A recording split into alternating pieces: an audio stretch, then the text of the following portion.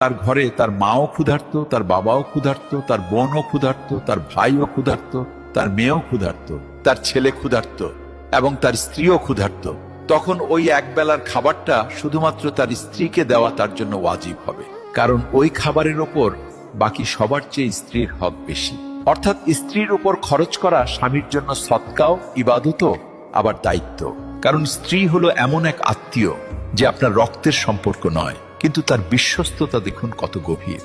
মা, বাবা, ভাই বোন আপনার নিজের রক্ত, কিন্তু স্ত্রী হলো এমন এক সম্পর্ক যা আপনার ভাগ্যে বা নসিবের মাধ্যমে আপনি পান। আর তারপর সে আপনার সব ক্লান্তি, সব ব্যথা এবং সব দুশ্চিন্তা ভাগ করে নেয়। তার মনে আপনার জন্য দোয়াও থাকে, আবার আপনার জন্য তার ত্যাগও থাকে। আর আল্লাহ এই সম্পর্ক নিয়ে বলেছেন, নারীরা তোমাদের জন্য পোশাক স্বরূপ আর তোমরা তাদের জন্য পোশাক স্বরূপ। অর্থাৎ স্বামী ও স্ত্রী একে অপরের সাহারা, ইজ্জত এবং